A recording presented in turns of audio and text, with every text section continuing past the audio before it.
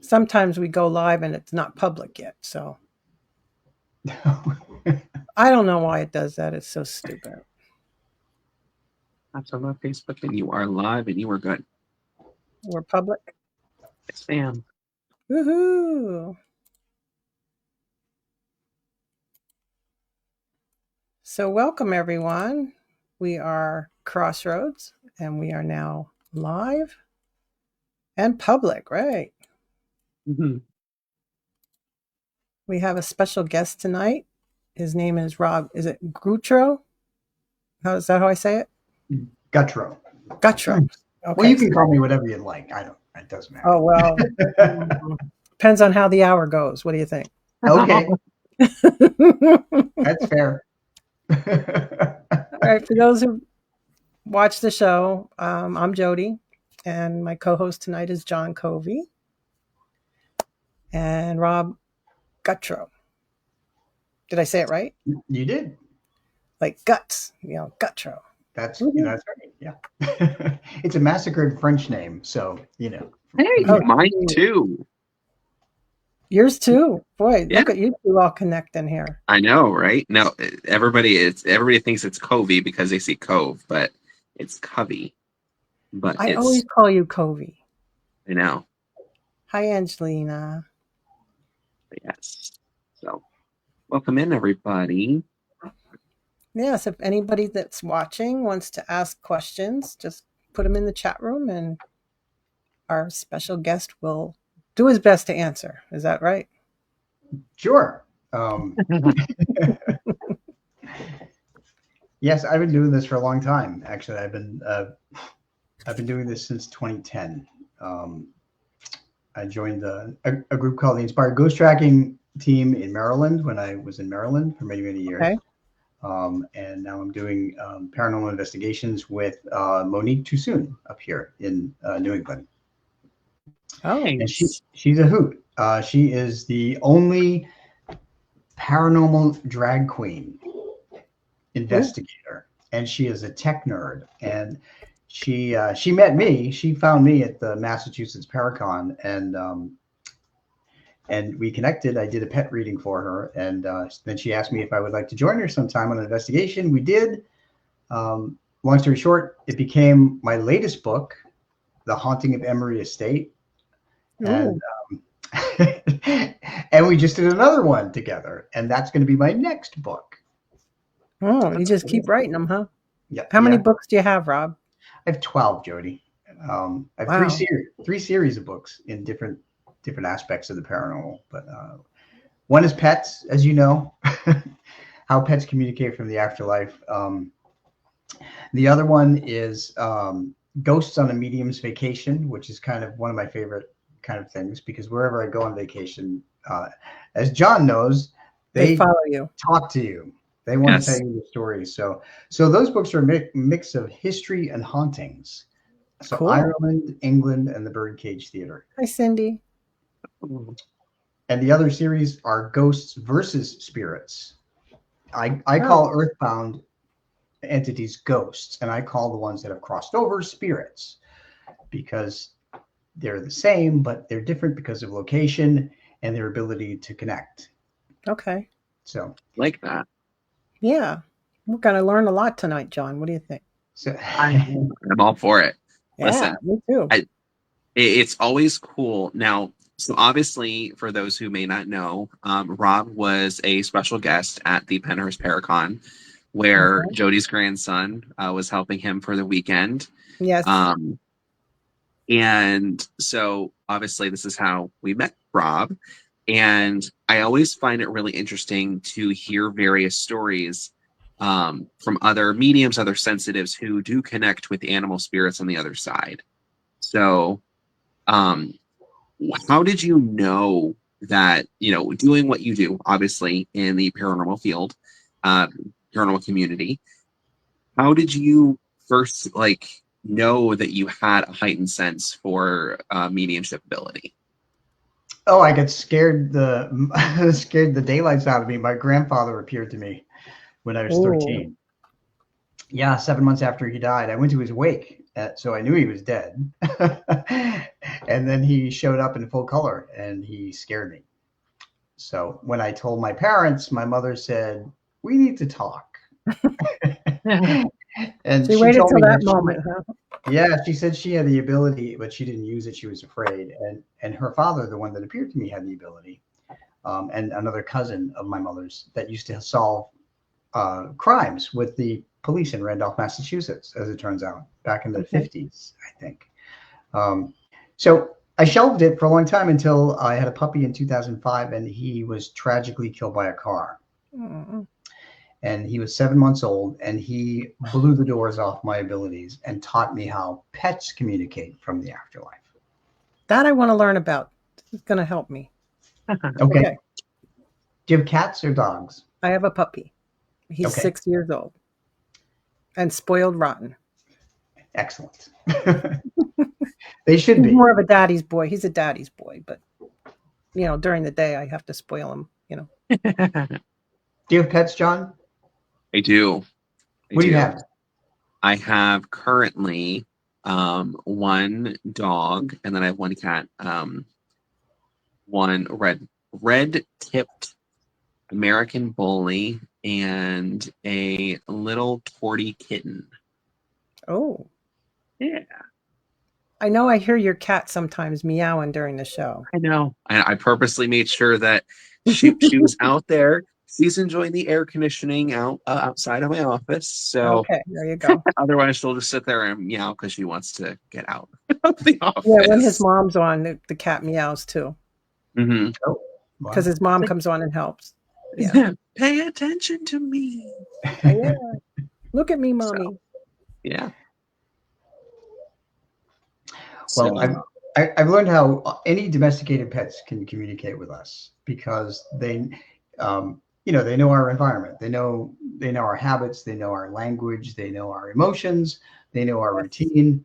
And just like they can communicate in the physical when they're here with us, they can also communicate in the same ways from the afterlife. Mm-hmm. So they can communicate with you when they're gone? I only communicate with pets that pass away. Okay. Yeah. So people who communicate with living animals are animal communicators. Mm-hmm. People who communicate with pets that passed are pet mediums. So that's the difference. Okay. Yeah. And it's so fascinating again because, like I mentioned, this is really not a lot of people. I mean, not a lot of people can notice that they can communicate with, our loved animals, our loved little furry friends that are on the other side. Mm-hmm. And so one thing, I guess, one of the main questions that I have, so for those who obviously know and who have seen me work ever since, I was young, I've had various different type of, energies come forward, and animals are very different than people. So I'm curious to know, like, how does it, so from how you're speaking, I would say that you're a clairvoyant, right? You're a seer. I can see them, hear them, feel them, smell them. The whole gamut. However they want to come through. Yeah, well, we do have a question for you when you're done, John. So I was going to say is like, so comparing it to connecting with spirits on the other side versus animals, like what is what are some of the differences and similarities that you do get between the two when they do come through? You're pretty much asking Amanda's question. Oh gosh. So that's funny. Oh, see? So humans come through in much the same ways. I mean, pets, any word that a pet has heard, they can repeat it to me I can hear it. Wow. They also show me images of, maybe their favorite toy or where they like to go or what they like to do or things like that. They'll tell me about how they interacted with other pets in the house or people. They'll tell me who may be on the other side waiting for them. They'll tell me about different signs that they're going to give. Wow. So, yes, cool. There's a lot. There's so much a pet can tell you. And I have to be honest with you, John and Jodi, that I used to do human spirit readings, the ones that have crossed over, I don't do them anymore. Why? I don't want to talk to people on the other side. I'll help ghosts, earthbound ghosts. I'll help them cross over, but people in spirit, I don't want to talk to them anymore. I don't want to deal with it because the last reading I did was traumatic for me. I do all my readings by email. So, John, do you do your readings on the phone or Zoom or email? I usually do them either in person or through video or phone. Yeah. Okay. So when I connect with pets, I need total silence. And so I do it. I listen to the pet and I type everything out. And that way the pet parent getting the reading will have that to reread, like on the pet's birthday and holidays and stuff like that. But the last human I did was traumatic. It was a reading request from a woman. I don't know where she lived in the U.S. or if she was in another country. She asked me to read her dad. All she did was send me a picture of her dad, and she said, "Tell me what my dad is coming through to tell me or to ask me." Okay. And that's all I knew. Well, this, when you're not speaking to somebody, you can't get a feel for how they will handle things. This father was abusive. He was an alcoholic. He physically abused her, beat her, and physically abused her other ways. And I had to put this in an email to a total stranger. Oh my gosh. And I was sickened by it. Yeah. And he was asking for forgiveness. And I sent it away to her, and I prefaced it by saying, "Look, this reading was very traumatic for me, and I'm sure if it's true for you, it's very traumatic for you. And I apologize if you don't understand anything in it." And I said, "I hope you don't understand anything in it." Well, she wrote me back, and she unfortunately confirmed everything. Wow. And so right there, I said, never again. I want to communicate with pets because they're all about love and peace and unconditional love. And that's what I've been doing ever since. And I think that brings up a really good point I know a lot of others who do watch the show, who will watch the replay later on. A lot of them also are sensitive. We have a lot of followers who either, do like card readings or different things like that. And I think it brings up a really good point about some of the things that, obviously what you see on TV, like, for example, with Teresa Caputo with Long Island Medium. It's always about like working through the things and always having a loving sort of situation coming out of that, always looking for a positive outcome out of every reading. Mm-hmm. And sometimes what is really important to know, and especially, from my perspective, what I like to do, I like to take the woo-woo out of everything. And I try to bring a more human aspect, a more empathetic and sympathetic aspect to, just living. Because we're all living. We're all going through this crazy life. And as sensitives, it can be very difficult. And for those who do readings, for people who do things for, like that, wanting to help and heal and work through that stuff, it really can affect us as the reader. Mm-hmm. There was a reading that I had done a few years ago that still sticks with me.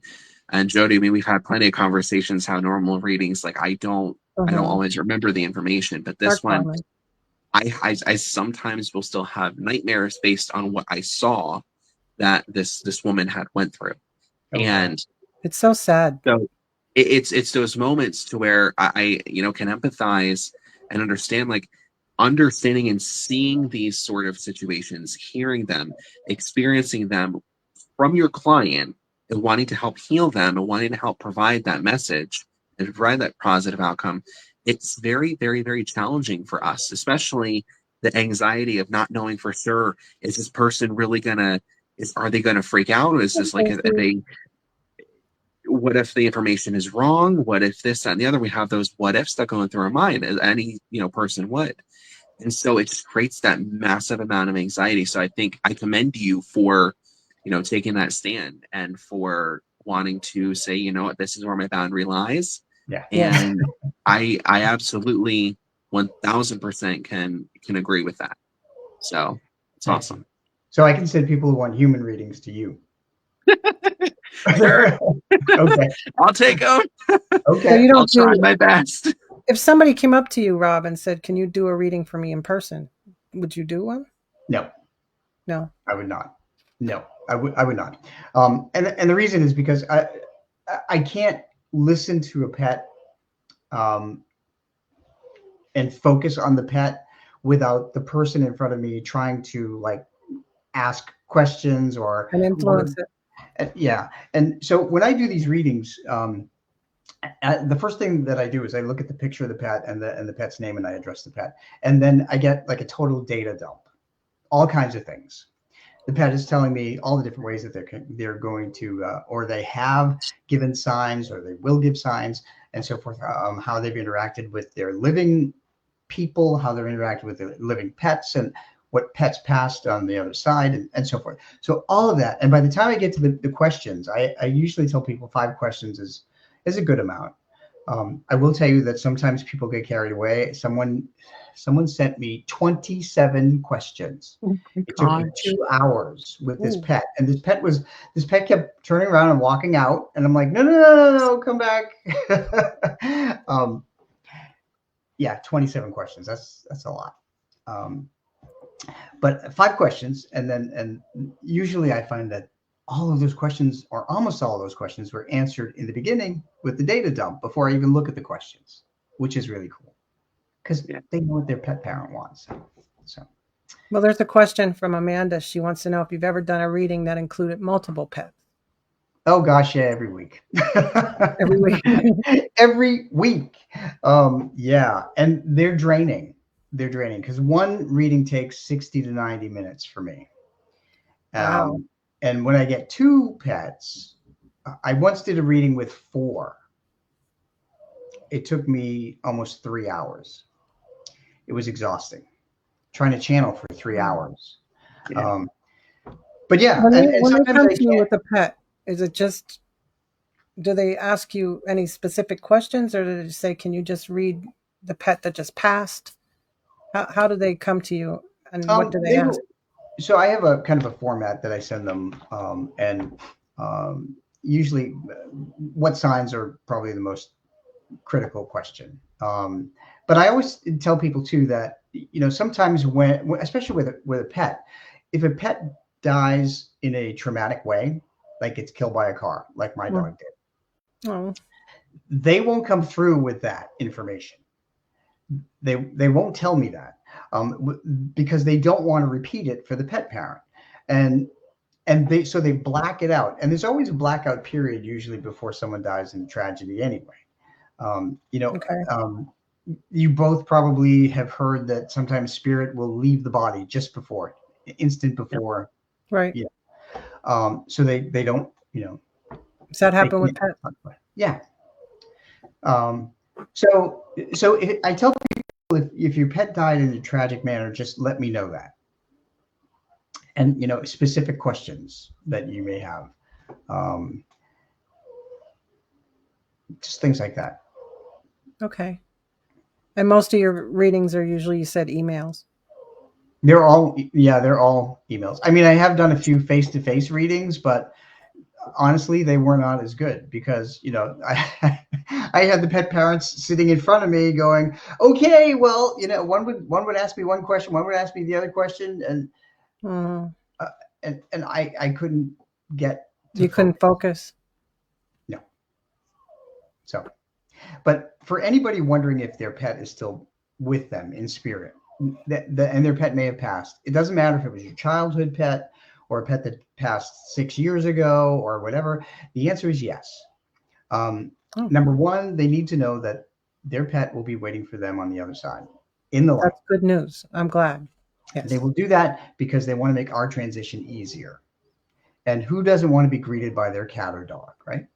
They were my love bugs. I love them. Yeah. Exactly. So that's number one. They'll be in the light. Number two, and they'll help you cross over into the light. That's even better. Number two, they will keep coming back, usually around birthdays, anniversaries, and holidays. just like Me too, just like Carmen. people. And the reason they do that, they may not know what a holiday is, but that's when everybody's energy levels are elevated. And as energy themselves, they can read elevated emotional energy, positive emotional energy. So they want to be part of that. So on their birthday, on the anniversary of their passing, and holidays are times to look for signs from your pets. How did you know that you could read pets? What came up that made you say, So "Oh, I can read a I'm pet"? going to raise the camera up here. See this dog right here? Mm-hmm. He's a Weimaraner. That's Buzz. Buzz was my puppy that was killed by a car. Okay. By the way, all the dogs on my covers are my dogs that passed, and Thank they you, all have their Stacy. own stories.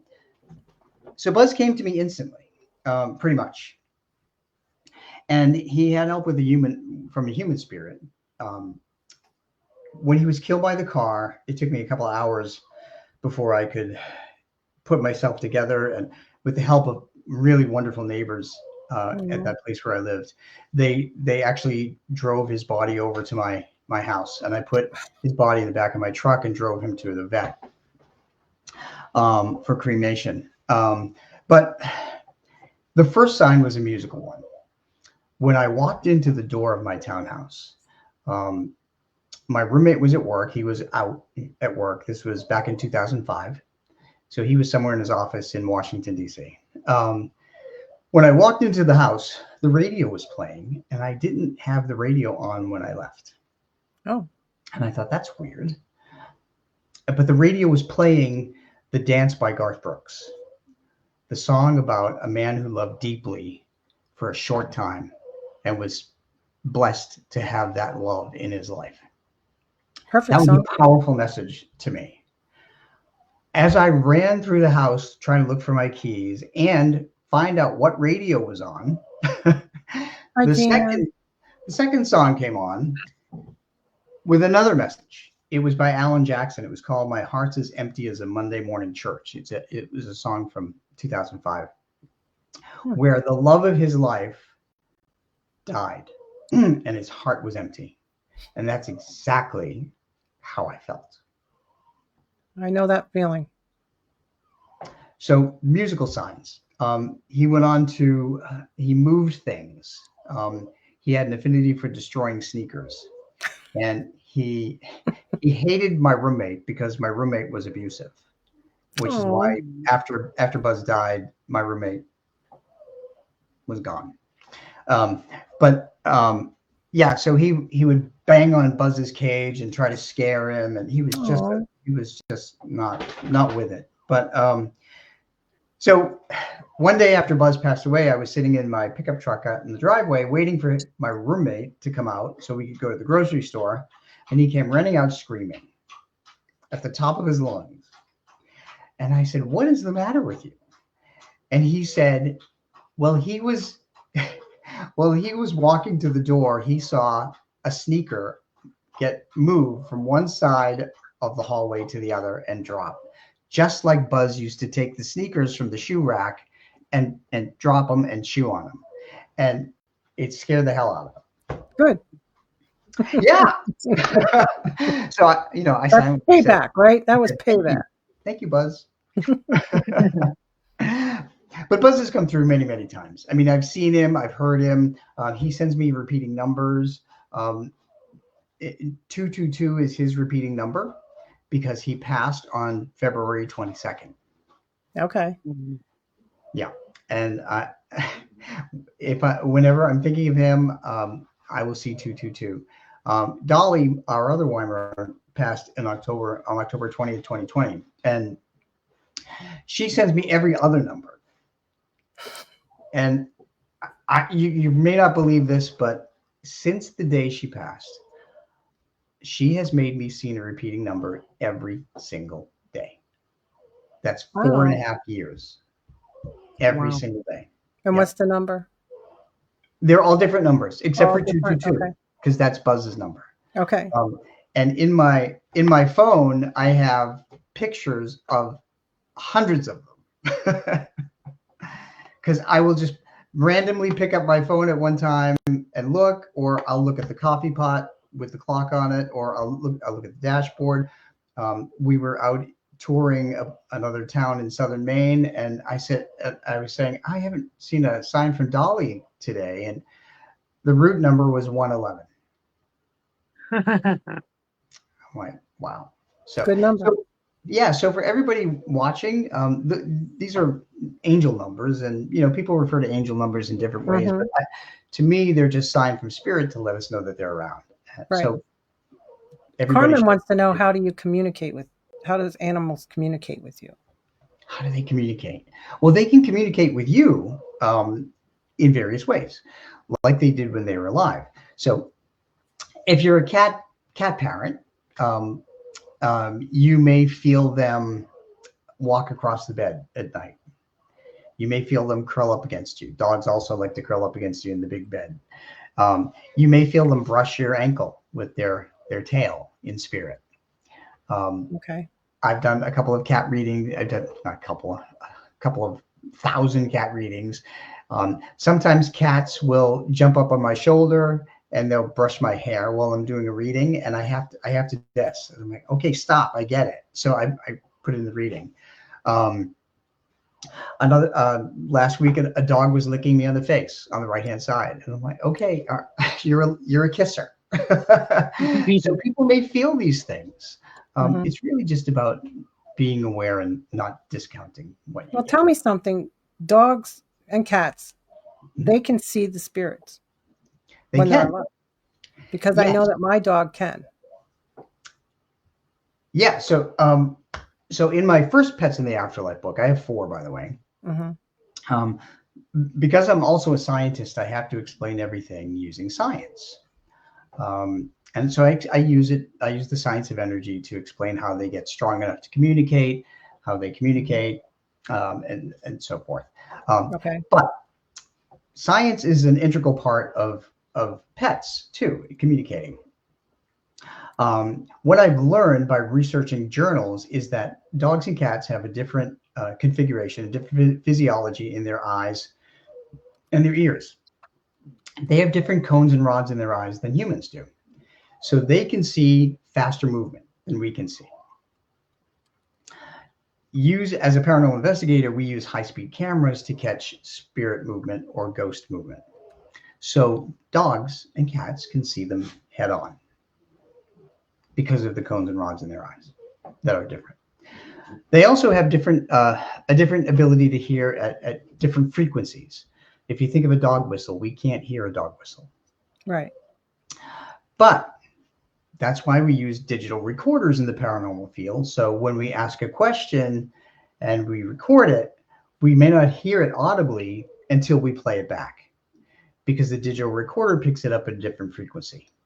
So dogs and cats can hear and see earthbound ghosts or spirits who are visiting and coming back to let us know. Right. My son Jonathan passed away, and he hangs in the hallway, and my dog goes to the hallway, and it's like Jonathan's pesting him. And I say, okay, John, now leave the dog alone. He does it all the time, and I know it's John. So does he come around more around his birthday or his anniversary of passing, or there's holidays? Just random time. Days? Okay. Yeah. Is it usually around the same time of day?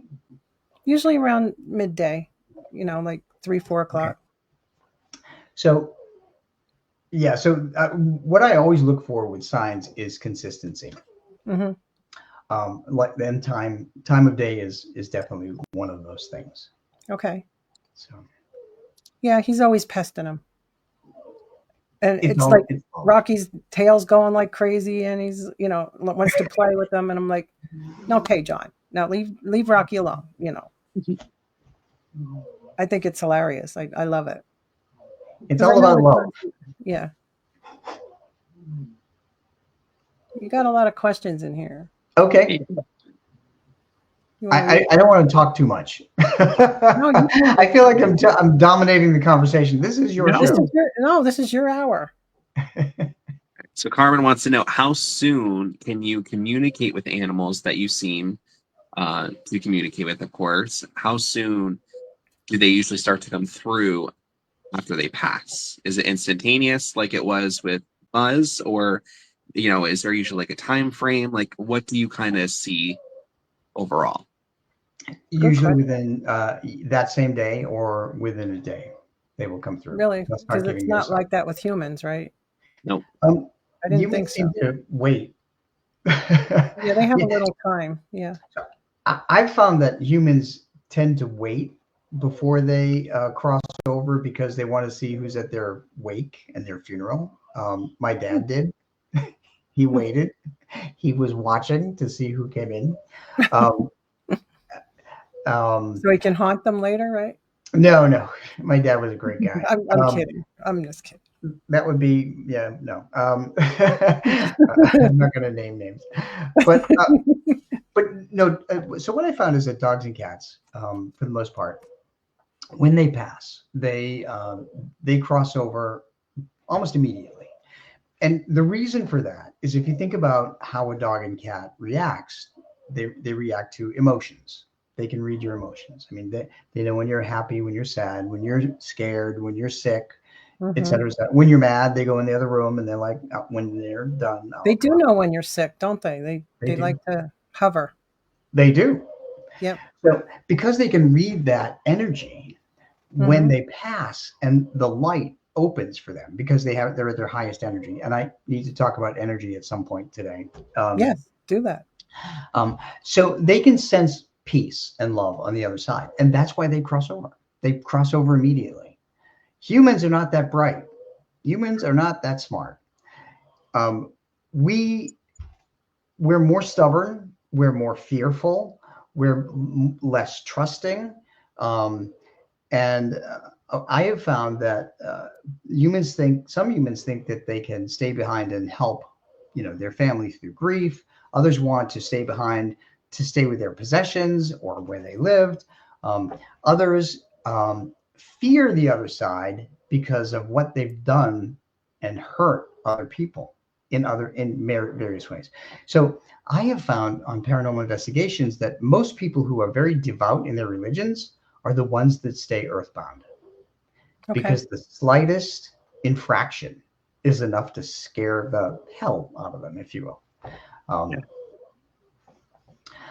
But I've also learned from pets too that there is, there's no hell. I mean, it's all peace on the other side. Although I've also learned from my relatives in spirit, there's 3 levels.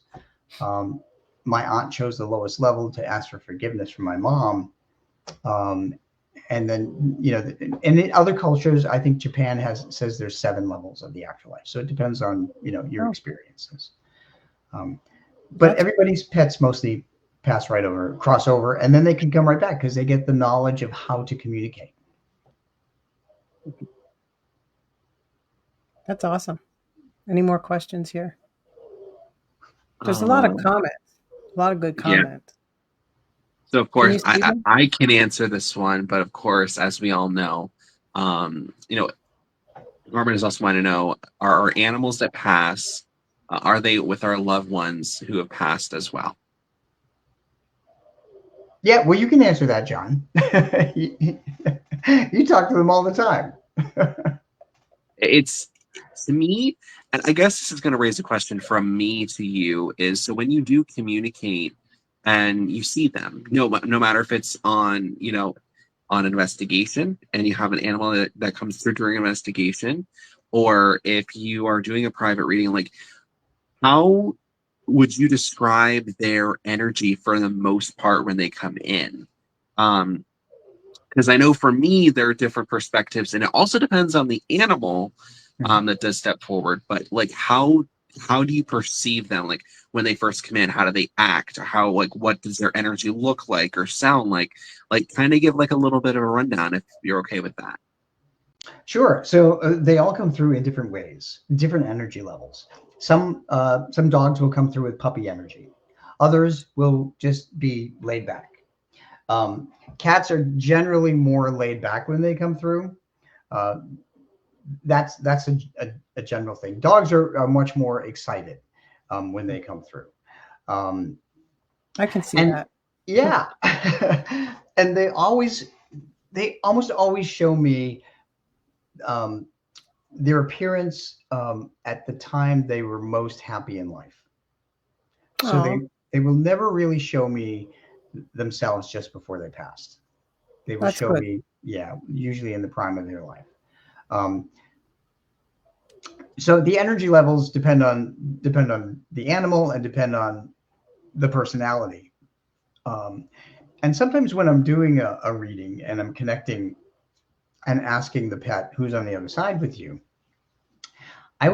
sometimes I will see a dog or a cat, and then I'll see others in the back, like in Hmm. shadow, and they don't want to come through because they're shy. Those pets are shy. Same thing with people to me, too. I'll usually one or two people will come forward and say, I was the one that greeted this dog. And then there'll be other people in the back. Like the other day I was doing a reading and someone in the back shouted Lucy. And I'm like, who's Lucy? Is that someone in the back? Is someone in the shadow? So as it turned out, it was. But yeah, so it depends on the pet's personality. Do you want to That read the makes one from Anna? Did Anna have a question? Well, it was kind of a comment, but it's a real good one Okay. about her buddy. Gotcha. So my buddy, I'm gonna probably butcher this name, Bido, was 15 and a half years old, and I feel guilty because I felt like I waited too long to have him put down. I think that's why I haven't reached out to him. I think that's something that obviously they're a little furry children. We always want to Mm-hmm. do the best thing for them, and want to care for them. So is that a very common thing that you hear from a lot of pet owners? Yes. That they Yeah. wait too long. Yeah. Yeah. And we do that because we love them and we Yep. want them around us as much as long as possible. And when they get to the other side, they know that. They totally understand that. They ultimately will let you know when they're done. Um, Yes. but the one thing, so there are a couple of things here. Number one, you should never feel guilty um, for uh, for Waiting too helping long. your pet pass. Number two, trust your vet, trust what your vet says, and also trust what you see in your pet. So a couple of things. I have 4 dogs on the other side, and 3 of them I've had to help pass, and it's the most traumatic thing that we can go through. It is horrible. It Yeah. is. So know that number one, they appreciate that you found the courage to help them cross over. Oh, I hear that all the time. well, that's good to know. Number two, it means that you learn their lesson of unconditional love. So if you didn't learn the lesson of unconditional love, you would never have let them or helped them cross. Number three, watch your pet. When they stop eating, when they stop having treats, when they stop interacting with toys, when they stop interacting with other pets, and when they start isolating themselves from you. Those are signs that they have lost interest in going forward. And they sleep a lot. They sleep a lot. Yeah. So we had a dachshund named Franklin. He's I up, love that. he's up here. He's on the I cover. love that. Sorry, I love that. I Franklin? love that name, Franklin. So Look at him. Oh.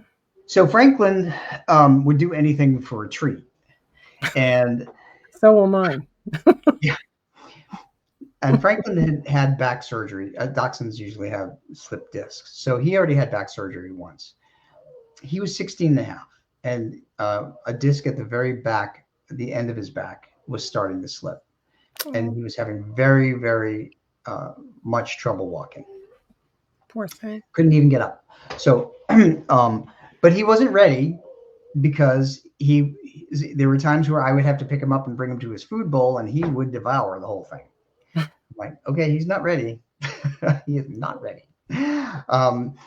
So one night I remember that he was not walking at all, just with his front legs. And we gave him dinner. We had our dinner. And then we always brought the kids, I call them my kids, into the TV room, and we would sit and watch the news. Well, Franklin, we brought him in there and put him in his bed. He found the strength in his front legs to get up and drag himself over to the kitchen. And he wanted to sit in the kitchen by himself. That was his sign that he was ready. And that next day is when we helped him cross over. So be aware of the signs that you get from your pets. And it is traumatic. It's traumatic because we raise them as children. I will not have human children. And these are my children. We do the same thing. So I've read psychological studies. And as pet parents, you both know how traumatic this is. Yes. Facing the loss. So I've read psychological studies that say that because we bring our pets up the same way we bring human children up, we don't expect them to die before we do. Although we know really they only live to be, 10 or 15 years. We know that, but still our heart says, no, they're our children. They should outlive us. So two things. One, if they outlived us, we would be a mess on the other side, wondering who's going to take care of them. Okay. True. So that's one thing. Second thing, when they pass, we do look at it as losing a child. And you go through that same grief. You really do. When my dog Dolly passed, I told my husband, I don't want to talk to anybody for a month. I really don't. I just don't. I was a mess. But it's normal to experience that kind of grief. And honestly, I have received quite a number of emails from people who've told me they're suicidal after their pet passed. Oh. Yeah. And if we have time, I can tell you a story about how I helped one guy figure out where he was. But the bottom line is that they appreciate our help in crossing over. Well, that's good. When you see them, do they come through in English? Do you understand their language? The language? Yeah. The pet? Yeah. Oh, they repeat English words to me. Okay, that's what I wanted to know. Whatever language they grew up in. Okay. As a matter of fact, I did a reading for a dog. I think it was 3 months ago, and the people that contacted me were, I think they were from South Africa, and they spoke English, and so they wrote to me what they wanted, and so the dog came through, and the dog was making me feel like I had problems with my eyes, and like right in the corner of my eye, like the entrance of the eye, and so forth, and the dog said a word to me that I never heard before, and he made me sound it out, and it was Oingway, Oingway, and I'm like, what the heck is that? So and he made me separate it into two words, oing and way. And I'm like, okay, I don't know what that means. When I contacted the pet parent, they said they speak English and Afrikaans. Okay. When I put Afrikaans in the Google Translator, it said eye entrance. Oh, and okay. The dog had a detached retina. Oh. So the dog was teaching me a word that he had heard in his home in Afrikaans. That's bizarre. That's really cool. That's cool. Yeah. Amanda wants to know, do you pretty much just talk to cats and dogs? No. Or is there other animals? Oh, no. Any animal that is domesticated. Horses have come through a lot. I've communicated with horses. Some birds, gerbils, reptiles, rats, mice, hamsters, ferrets, any animal that lives in a home. That's awesome. So it's one of the questions I was gonna ask is ties right to Amanda's question too. Is like, so out of all of the different animals that have come through, what is, I would say, the most obscure, or the one that kind of like did not expect to be this type of animal that you'd be reading?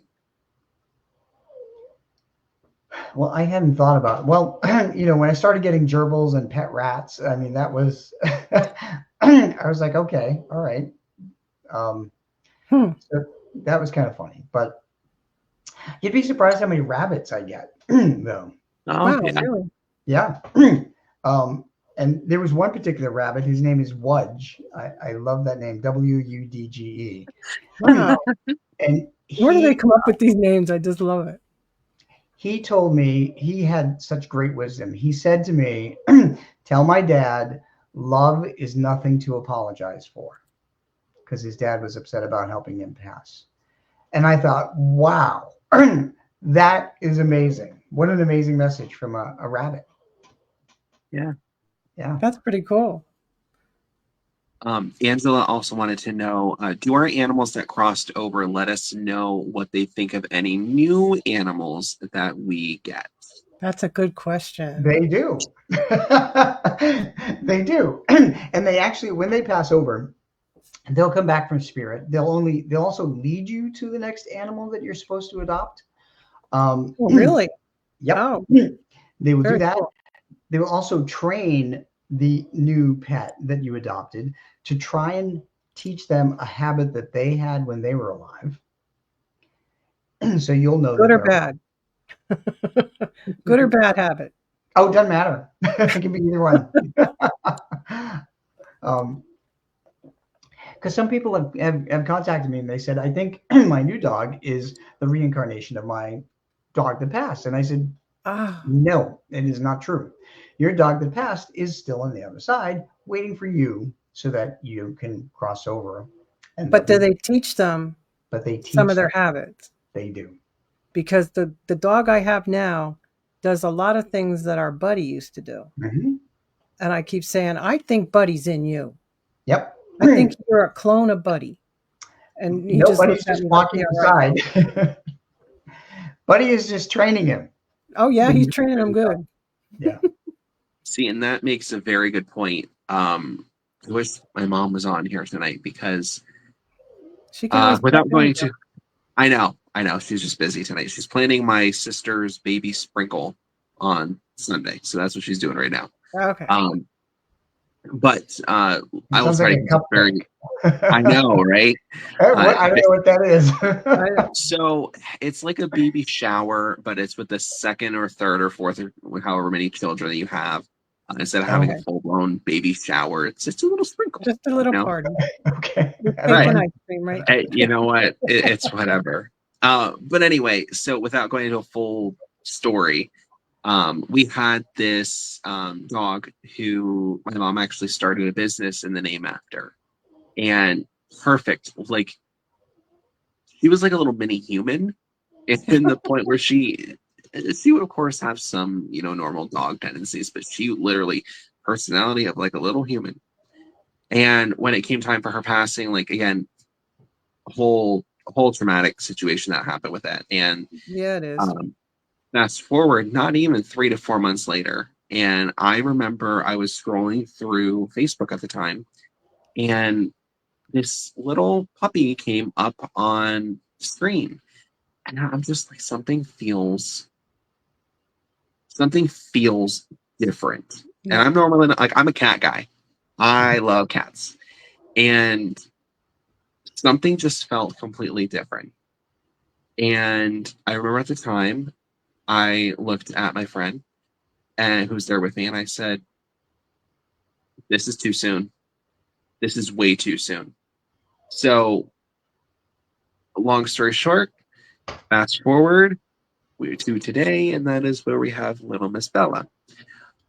But the question I guess I have for this is that do you think that, obviously, when you have the loved ones, the fur babies on the other side, do you think that they send other energies, other living animals in your life to help you work through the loss of them. I believe that, John. Yeah, I do, absolutely. Yeah. Whether or not you wind up adopting the animal or you meet an animal that somebody else is parenting, and an animal can come up to you. I absolutely believe that. So they, just like they can influence animals in nature to behave erratically after they pass. Like most cats are obsessed with birds, so you will likely get a sign from a bird, like a bird will come up to your window and stare at you, or you may hear a loud chirping, especially around the time of their passing, or their birthday, or something else. So they can influence birds, butterflies, dragonflies, squirrels, rabbits. One woman told me that when her husband passed, a groundhog came up to her back sliding glass door on her deck and put his hands on the window and looked in. And she knew it was her husband sending her a sign that he was okay. She said she hadn't seen that groundhog for 3 years. Then her dog passed, the dog that was closest to her husband.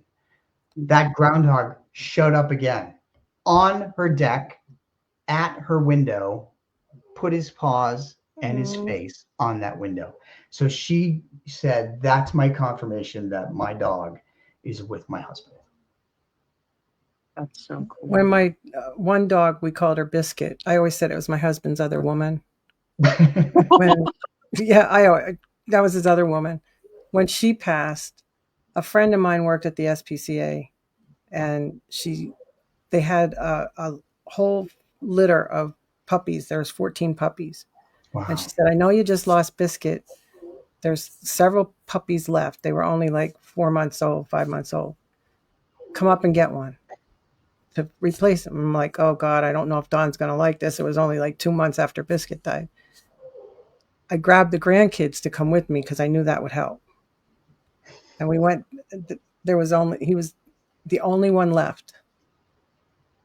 And wow. I put it in Brookie's hands, and she's like, oh my gosh, Pap, you gotta. She goes and puts it in Pap's arms, and Pap was like, giving that look. So guess what? We got Rocky. Mm-hmm. I get in the car and I said, what are we going to name him? All three of them at the same time said Rocky. I'm like, okay. Oh my gosh. Guess that's his name. That's fun. Wow. Yeah. Kyle was one of those influencers, by the way. But yeah. Now he's daddy's boy. Wow, that's incredible. Yeah. So do you have any animals currently? We do. We have 3 dogs. They're dachshund and 2 dachshund mixes. And they are 13, 14, and 17. One of them just turned 17. Wow. So, and they're all rescues. They all came from animal rescues because I work with animal rescues. I do fundraisers for animal rescues up and down the East Coast. So if anybody listening knows an animal rescue that wants me to give the Pets in the Afterlife lecture, I don't charge anything. They charge, they keep all the money. I just sell my books. So I do that. I also teach paranormal courses at 2 adult ed schools up here in Southern Maine, including pets. But yeah, so keeping busy. I've been hearing that too, Carmen. Some doggy in the background. I've been hearing that the whole show. So any of your doggies making any noise? Oh yeah, they snore. Have you been hearing it, John? I've been hearing puppies in the background. Oh no, I've been hearing howling occasionally, but I didn't know for sure.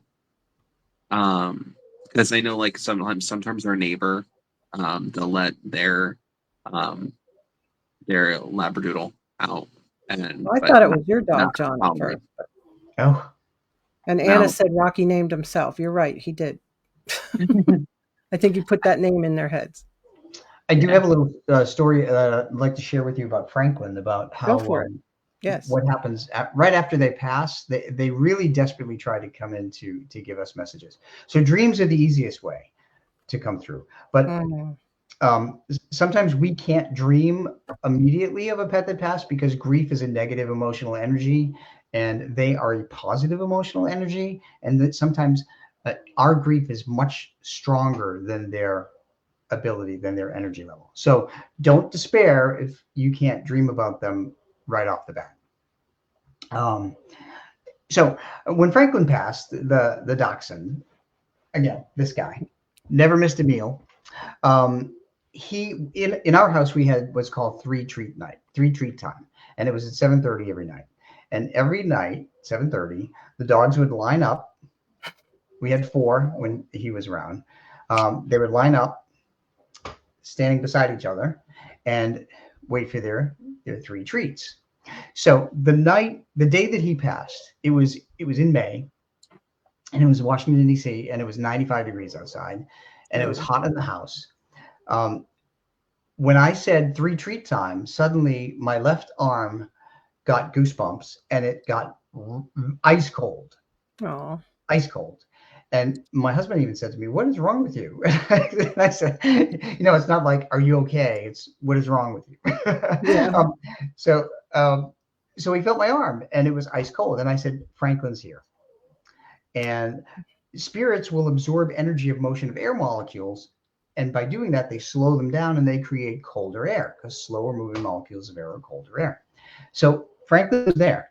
So as soon as I said three treat time and I felt that, our other three dogs lined up, 1, 2, and then they left a space for Franklin because Franklin was right there in the middle.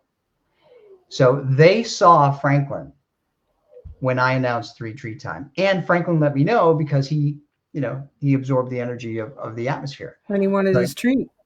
He wanted his treat. Daddy. Franklin never missed a treat. So my dog is on a schedule too. Like every day he does the same things at the same time. It's amazing. So pay attention, everybody. Pay attention because you will notice signs from your pets that have passed.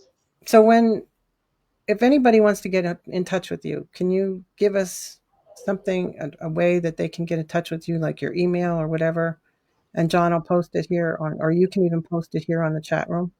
Sure. My website is robgutro.com. I don't know how I can get in on the chat, but I just put it in there for you. Okay. It's robgutro.com. Or if you can't spell my last name, put petspirits.com. It goes to robgutro.com. All my books are on Amazon. Tell us about some of your books that they might be interested in too. Oh gosh, well, I mentioned there's 3 series: the Pets in the Afterlife books 1 through 4. Book number 4, John, is about cats, messages from spirit cats. Only cats. 3 is only dogs, and 1 and 2 are all domesticated animals. So the Ghost on a Medium's Vacation, lots of fun if you like history and hauntings. Ireland, England, and the Birdcage Theater and Tombstone. The other series, Paranormal Investigations, as well as Messages from Spirit who've crossed over. Kindred Spirits is one of my favorite books. It's up here. It's up there at the top. Yeah. Yep. And with that book's kind of crazy because when I met my husband, his late partner, who died in 1996, long before I even met my husband, he came along for the ride, so he's still here, and he tells me all kinds of insider information and things that happened before, and nicknames and goofy stuff. He sent a lookalike to save us when we got lost in a forest in England. He's proved that he's with our dogs. It's an amazing story. Kindred Spirits, yeah. So you were at the Penhurst Paracon, and you were selling your books and stuff. What other events do you have coming up before the next Paracon? Oh gosh, I'm going to the Connecticut Paracon in the middle of July 12th and 13th. It's near Hartford. It's Waterbury, and then I'm going to Bash. You're going to go to the Battlefield Bash? I don't think I'm going to stay for that. I'm not sure. When is that? You need to go to that. That's the last weekend in July. It benefits wounded warriors and kids with cancer. Is that also in Connecticut? That's in Gettysburg. Oh, Gettysburg. Oh, I'm a long way from Gettysburg now. I know. And by the way, I cannot go to Gettysburg anymore because it's too intense. Oh, When yeah, I it is. go there, it's like 10,000 people screaming at me. Probably does that to you, John, doesn't it? If I don't mentally and spiritually prepare, it can get very overwhelming and very. I You just want to ground say yourself. Gettysburg can be very loud. Is what I usually always say. Well, how did you handle being at Penhurst? Because that place is very Oh yeah, active. I went in one building, and that was it. Okay. The one to I go went in to? one building. I had some experiences in that building, and I told Kyle and Amanda, who were with me, I said, I'm not going in any other building.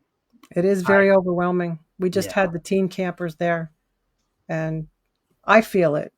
They're kind of like, I always tell them that the kids, they're like they're drawn to the kids. A lot of the spirits.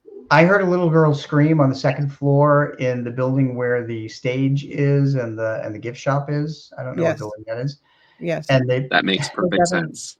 And That's Amanda Devin. told me that was the children's ward, and they would The Mayflower and Devon, they really housed a lot of the kids.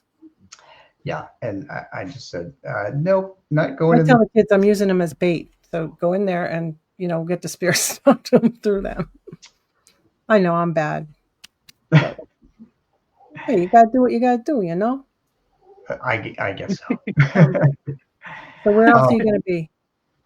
By the way, one other thing that I want people with pets to know is that that they are around you, and there's nothing to forgive if you help them cross over. Nothing to forgive. Don't ever feel guilty about that. I know we do. One thing that I did after Dolly passed, I took the last toy that she had her chin resting on, and I put it on my bed. And every night I put it in my bed, and I hug it, and I fall asleep with it. She's been gone 4.5 years, but she was my heart dog, and it's okay to do that. I think it's very therapeutic to do that. Take their toy or their blanket or something like that. Yeah. It's very healing. Carmen says she has 2 of her dog's collars. Yes. So I would have a ball because that's all he wants is a ball, Rocky. I can't get away with not playing ball. People ask me what I do for a living. I play ball with Rocky. That's what I do. Okay. It's a living. Yeah. So where else are you going to be? You said you're going to be. Oh, Salem, Massachusetts. That Paracon. Oh, yeah. And I have 2 books coming out. One should be ready for Halloween. It's an investigation I did of the Linville Manor Bed and Breakfast in Maryland. Cool. The owner asked me to come there because there was something unnerving in the basement. And I came with another medium and my husband, who's also an investigator, and we figured it out. And we also crossed another ghost over and all kinds of things. Long story short, HGTV just did a special, or is doing a special on the manor. They interviewed me for that. That'll be airing on Halloween. So if you have HGTV, turn into America's Scary Houses or something like that. So I'm writing a book to correspond with the show. And then I have another book coming out in January with my paranormal drag queen investigator, Haunting of Hunt Memorial Library in Nashua, New Hampshire. Cool. And that was an insane investigation. So are all your books available in any bookstores, or do you have to go on Amazon? They're available on Amazon because I'm self-published, and I don't want and the reason I'm self-published is that I don't want publishers to tell me what I said and what I experienced. True. It's not for them to do. This is my stories. And I worked in a communications office at NASA for a quarter century, so I think I know how to write. There you go. But so they're all on Amazon. They're in ebook, they're in paperback, and they're also in audiobook. So very cool. Do you find historic animals that have passed away coming through? That came through. Older animals will come through, like your childhood pets, but those that passed a long, long time ago and all their loved ones are gone, they don't come through. They will all come back in another lifetime. I've only encountered 4 ghost pets in my entire career. One was a dog that chose to stay in his house in England that is now a museum. That's in my Ghosts of England book, Ghosts of England on a Medium's Vacation book.